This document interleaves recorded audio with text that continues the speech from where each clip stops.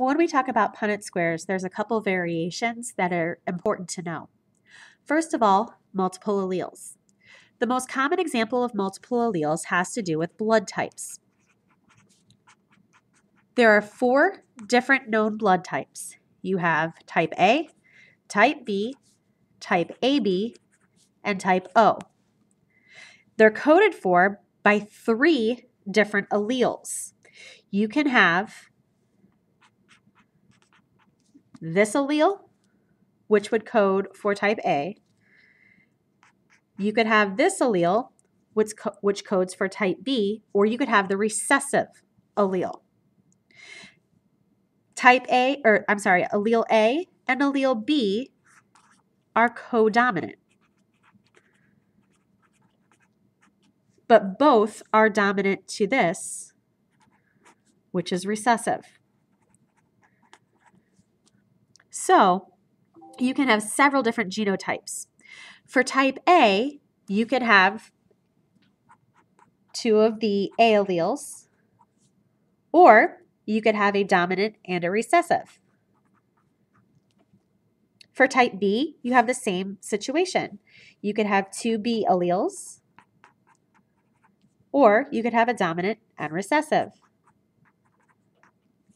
For type AB, you have a codominant situation. So you have an A allele and a B allele.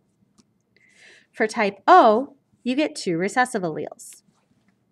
So these are all the genotypes, and these would be all of the possible phenotypes. So let's try this. I want to cross an individual that is heterozygous for type A blood.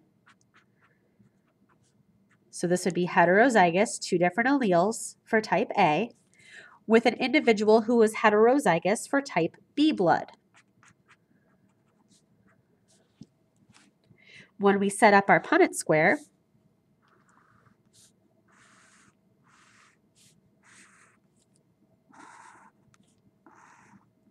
I'm going to list my alleles. I have the A allele and the recessive allele, and I have the B allele and the recessive allele. Now we're going to complete our Punnett square. I have an A and a B, so I'm going to write them in alphabetical order. I have a B and a recessive, and remember, your dominant always comes before your recessive in your notation. I have a dominant and recessive, and I have 2 recessive. So when we go to look at our phenotypes, this individual would have type AB blood. This individual would have type B blood. This individual would have type A blood. And this individual would have type O blood. And that's when we do multiple alleles. Another different type of Punnett square that you can work with is sex-linked characteristics. And those are a little different. With sex-linked characteristics, you're looking at both of the X and the Y chromosome. Remember that females have the genotype XX. Males have the genotype XY.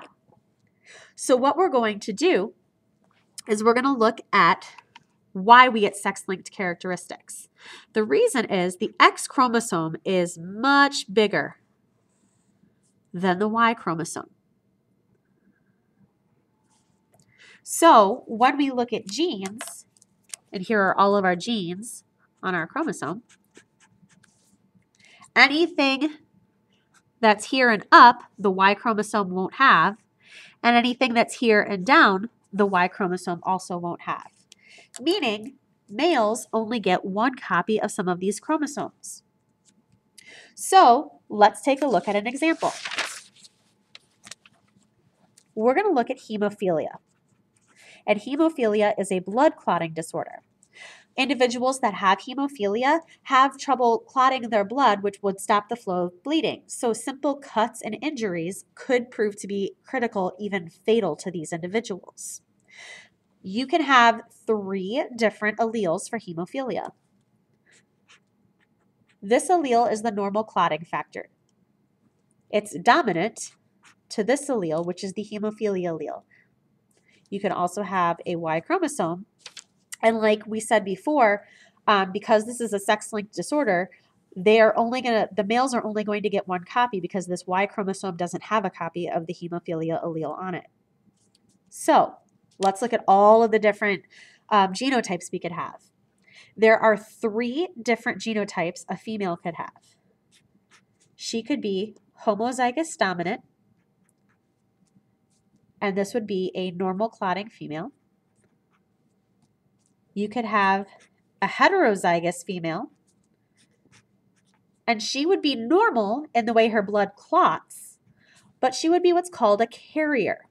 A carrier carries the allele for the disorder.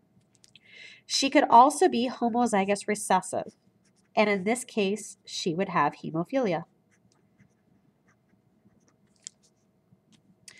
For males, there's only 2 genotypes. They could get the dominant allele, and he would be normal. His blood would clot in the normal fashion. Or he could have hemophilia. So let's look at what's going to happen.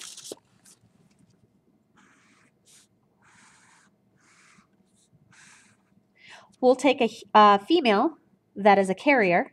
Remember, she has a heterozygous, so she has a dominant and a recessive copy. And we'll take a male who does not have hemophilia. And we're going to cross these. So for our first one, we're going to get an individual, a little girl, who's normal. She doesn't carry the disease. She doesn't have hemophilia at all. We're going to get another little girl who's a carrier. Okay.